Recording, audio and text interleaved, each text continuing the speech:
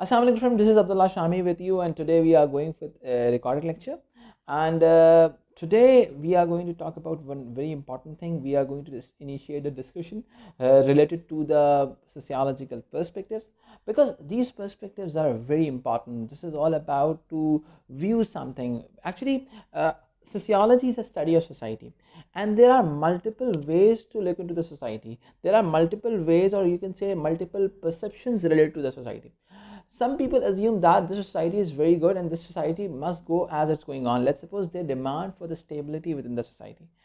Actually, according to them, the society is doing amazing job and everything is simple, everything is meritocratic. Meritocratic means merit exists within the society, so we need to stabilize the system. We need to work for the stabilization of the society or economy and everything.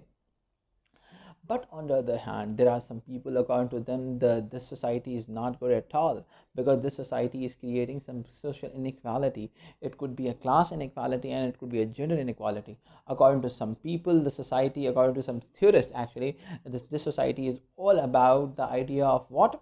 This society is all about the idea of inequality. Related the whole society, the whole functioning of society, the whole stability of society may lead towards inequality within the society. Okay, so we must need to initiate the discussion. It's all about, whenever we are going to talk about a perspective, you must need to know about it, that this discussion is going to be initiated during the time of industrialization. Okay, we used to say it's the modernity. Okay, there is a pre-modern era, there is a modern era. Okay, and the modern era starts from the industrialization, you can say 1750s onwards, after the French Revolution. So you can easily understand this thing. These thoughts must have some linkages related to the industrialization. Okay, actually, whenever we used to talk about the modern thoughts, we need to talk about the core perspectives of sociology. The core perspective of sociology is all about the functionalism, Marxism, interactionism, you can say feminism. These all are the core concepts of the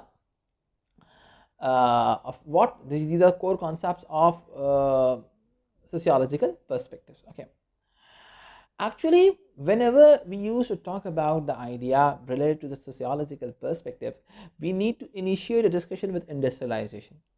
Because why we used to link these discussion with industrialization? Because according to some people, industrialization is very good for the society. This industrialization may lead towards development in economy, development in individual lifestyle and everything. But according to some people, this industrialization may lead towards a class inequality within the society. If I have some capital, if I have some money in my hands, if I have some private property, I retain some property. So what happened? I can initiate a business and then I can employ the people, and I can just make them sure that they are doing whatever I demand. Okay, according to them, the society, the industrial society, the modern society is just like that. There is a previous societies, you can say the pre-modern society, were based on the idea of what? They based around the idea of master and slave. There is a master and there is a slave. Master used to dictate the slave, and slave need to work as per the master's wish.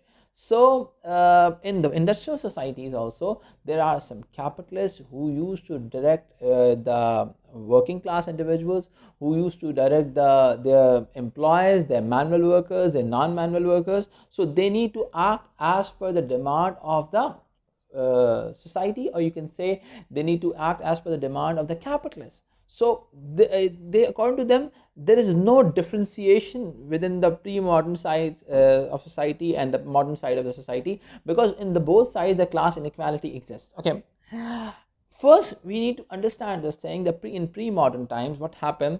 The pre-modernity is based around the idea of primary sector, or you can say the pre-modern time is based around the idea of agriculture based industry, where there are some farmers and there are some landlords. The landlords used to exploit the farmers, and there's a system of inequality. There's a master there. You can easily understand this thing, that there's a master and slave. If you are able to understand the difference between the master and slave, you can easily understand this thing. The master used to exploit the slaves. So we need to understand this thing. But after modernity, world has changes. The world social dynamics is going to be changed. Is going to be whenever we used to talk about the social dynamics, it's more about the idea of society. We are saying that you are not master and slave relationship is not a good relationship. We used to initiate the discussion with the equality. The world has changed with a lot of signs of equality, but according to some theorists, it's not like that. It's more about the idea of what, let's suppose, there are some institutions who make sure that everything looks pretty on the surface, but on the behind of that thing, behind the walls of this industrialization, there is exploitation going on within the classes. On the other hand, there are some theorists who claims that there is exploitation within the gender roles. Also, there's exploitation between by the men to the females. There's a patriarchy exists within the society, just like a traditional societies, and just like a pre-modern societies. Okay, so as far as this concept is concerned, this more about this is the one way of thinking the society.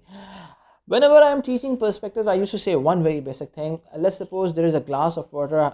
You are saying that the glass is half empty, and I'm saying the glass is half filled. Both are right. Okay, at some extent, both concepts are right, and you can criticize me, and I can criticize you. It's more about the healthy discussion. This is all about the modernity. This is all about the debate, because debate is the initiative for any solution. Once you debate about something, once you discuss about something, that is the very best thing to understand something and to initiate the solutions. You are never ever be able to initiate the solutions once you are not able to debate on it. Once you are going to debate about it, you are going to create you are able to create some solutions out of it. Okay, so before starting up the core concepts, first we need to understand the concept of determinism. There is a structural force element. According to some, actually, first we need to understand this thing. There are two basic areas to understand this thing. There's some macro view of society, which we used to say the macro sociological view. It's more about the idea of determinism. Whenever we are going to say this thing, the structural force drives an individual action. Whenever we are going to say the structural force is going to drive individual action, what it means, it's a very simple phenomena. Whenever we are going to initiate this thing, that the structural force is going to apply on an individual, and individual action is based on that structural force. Okay, so let's suppose if I'm doing something, there must be a structural force behind my action. Okay, so this is a deterministic approach. This is all about, and whenever it means the society is going to redirect an individual towards particular action, the society is going to pressurize an individual towards particular action. If you are going to study the society, you are able to understand the individual action. Let's suppose we discussed it earlier on. I hope we have discussed this earlier. So that individual is dependent on, try to understand this thing, individual is dependent on the structural forces. Individual is dependent on the structural forces. Whenever I'm going to say this thing, the individual is dependent on the structural forces, what it means, that individual action is going to drive by the social forces. Okay, let's take an example. There's a law within the society, and that law could be considered as a social force behind individual action. I'm going to follow the signals. What it means a very simple thing, that I need to follow the social order of the society. I need to follow the structure of the society. I need to act as per the social forces. Okay, so this is very important thing. So there are some sociologists who claim that the society runs as per the structural forces, and according to some sociologists, society is not on the basis, society is not on the individual action is not dependent on the structural forces. Individual has a free will. There's a concept of free will and determinism. Determinism is all about the structural forces concept, and free will is all about individual. We are going to say whenever we talk about the freedom of individual is just free to choose whatever they want. They can act as per their own will. Okay, so free will and structural determinism are totally different thing. Free will is more about the micro sociological view. Free will stands for every individual is different from another individual. Every individual is different from another individual. Every individual acts on his own will. Okay, so this is the micro sociological view, and that's a macro sociological view. Today we are going to initiate the discussion related to what we are going to initiate the discussion with the structuralist approaches. and then we continue the discussion with the interactionist one also. So whenever I'm going to talk about the structuralist approaches, it's more about the idea of this determinism, the structure, macro. They used to prefer the society rather than individual. Whenever they are saying that whenever we used to study the society, then we are automatically we are able to know about the individual, because individual action is dependent on the society. Individual action is dependent on the society. Whenever we are going to say this thing, the individual action is dependent on the society, it means it's a very simple phenomena that individual action is dependent on the society. So whenever we are going to study the society, we are able to understand the individual action, because individual action is dependent on the structural forces. Okay. On the other hand, as far as the free will approach is concerned, it's more about interactionist approach, or you can say that approach, that deterministic approach, is called structuralist approach. That is what is structuralist, based on the whole approach based on its structure. Okay. So according to interactionist approach, it's the micro sociological view in which we are going to say this thing: the individual has a freedom to do whatever they want. They can do if they love to do any one thing, they can do. Every individual is free to do anything. It's a micro sociological view, or you can say this thing: every individual is different from another individual. Every individual is different from another individual. Once I'm going to say this thing, every individual is different from another individual. So it would be very easy for you to understand this thing, or you can claim this thing, that we need to study the society in the individualistic manner. We need to study society into micro sociological manner, not in a macro sociological manner. Interactionists used to prefer this thing, that as every individual is different from another individual, so we need to interact with an individual, and we need to study the action of individual, because according to them, individual action is based on belief of an individual. If you believe in something, if you have some beliefs related to some particular idea, so you are going to act in a particular way. So as far as the interactionist view of society is concerned, it's more about the idea of micro sociological view. Every individual action is dependent on the belief of an individual. If you want to change, if you want to get some revolution within the society, you need to change the belief of an individual. And according to interactionists, first you need to work on the individualistic beliefs. Once you are going to work on individualistic belief, and which may result into action, and that action may lead towards change. So there's a formula of BAC. I used to say this thing, BAC formula: belief, action into change. Belief, action into change. Okay. So whenever we are going for this purpose, we need to understand this thing. There are two approaches. Number one is deterministic approach. Number two is interactionist approach. Okay, or you can say free will approach. Deterministic approach is linked with the structuralism, and the free will approach is linked with the interactionism. Okay, so this is all about the two views to look into society. You can easily understand this, and these are the two perceptions related to it. One is going to study the society, one is going to study the individual. One is used to study the society into macro manner, then another person is going to study society into the micro manner, or you can say individualistic manner. I hope the things are okay now. Okay, so this is all about once I'm going to summarize this whole lecture till now. There's a structuralist approach based on a macro sociological view, and based on the structural approach, according to them, the whole structure of society is dependent on what?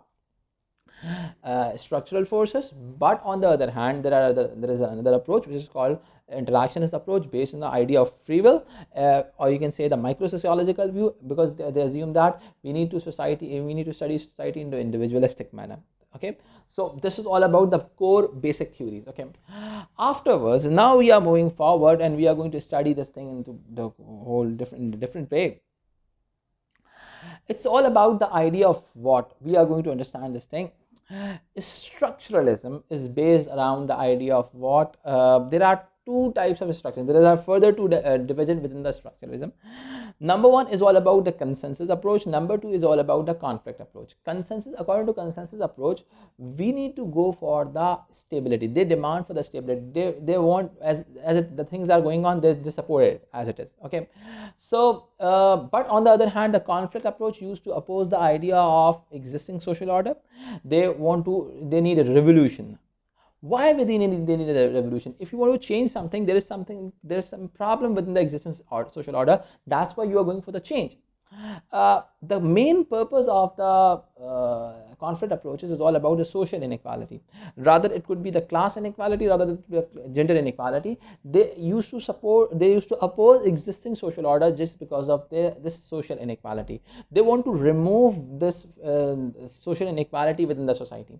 But on the other hand, the consensus approach used to support the idea of what? They used to support the idea of existing social order, because according to them the society is very important for them. Society is sacred. Society is so much sacred for them. So definitely they want to support the existing social order.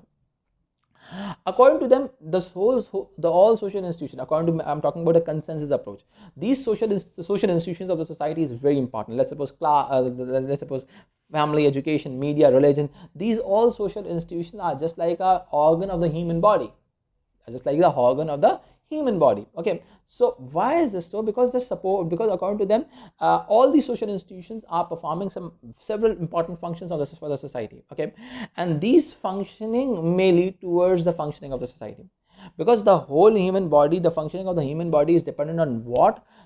The functioning of the human body is dependent on individual, on the organs. Okay, the functioning of the human body is dependent on organs. As the organ used to work, the human body used to work.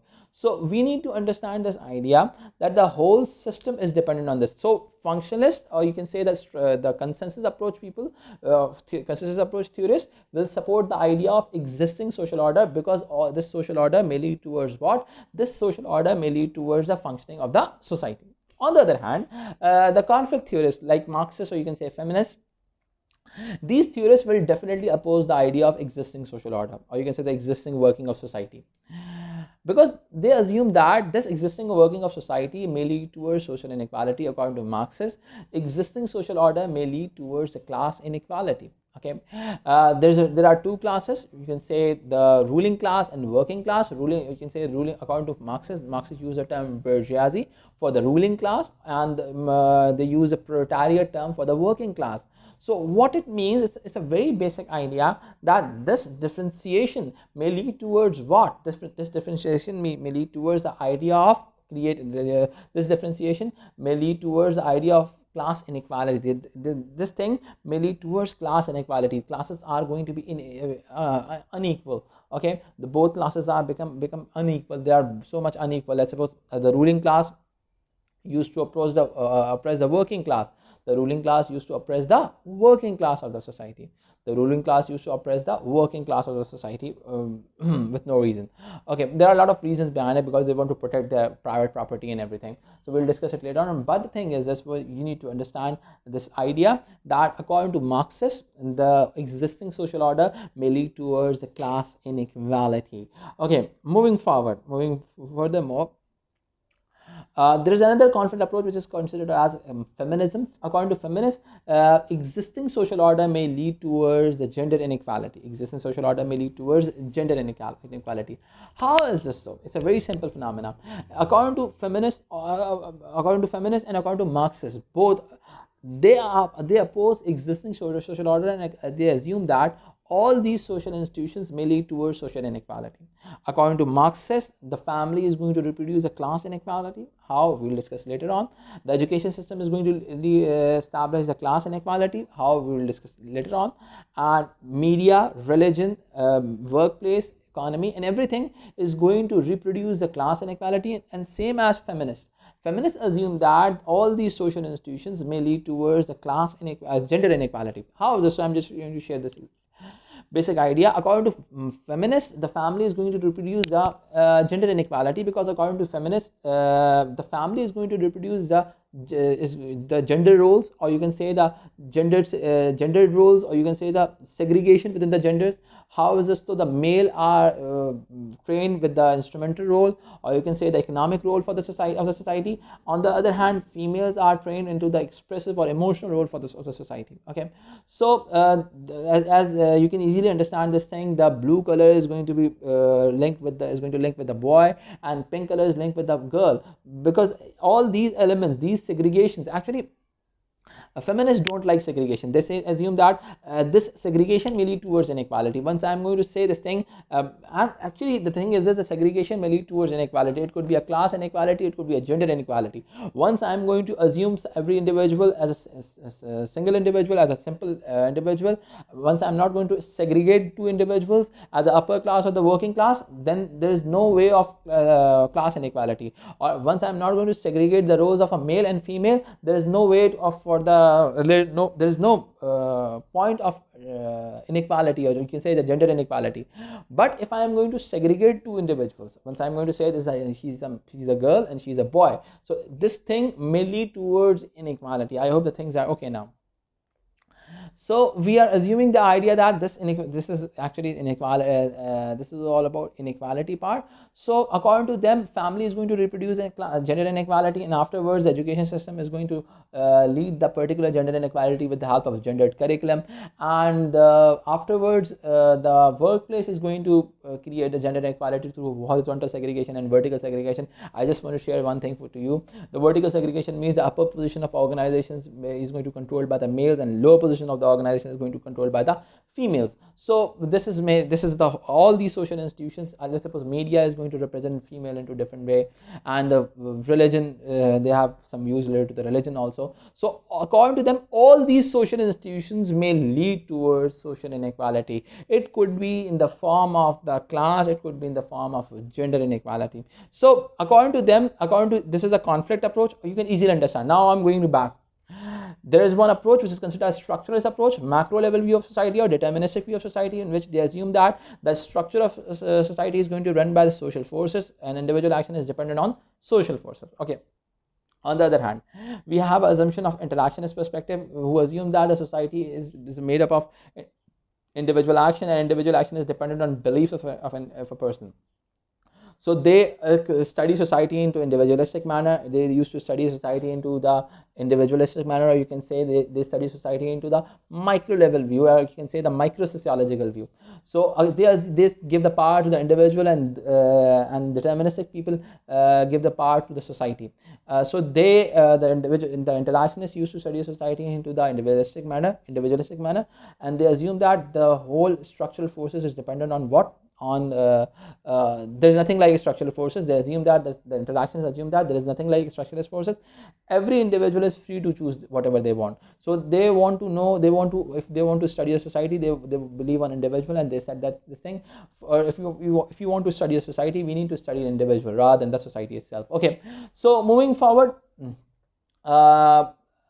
afterwards, as far as the structuralism is concerned, we need to understand this idea that this is a very simple idea, it's a very basic idea, but it's a very important idea. Why we needed this very important idea? According to the structuralist view, as far as the within the structuralist view, there are two opinions. Let's suppose there is number one is all about consensus, who support the social stability. They want to support what social order is going on, whatever is going on, they definitely want to support it. On the other hand, there is a conflict approach, who oppose the idea of what? They oppose the idea of existing social order. They oppose the idea of, because they assume that if the existing social order is going on as it is, so it may lead towards what? It may lead towards the class inequality or the gender inequality within the society. Okay, I hope this lecture is good for you. Within this lecture, you are able to understand the idea within the core perspectives of the society. Have a very nice day. Take care, and Allah Hafiz.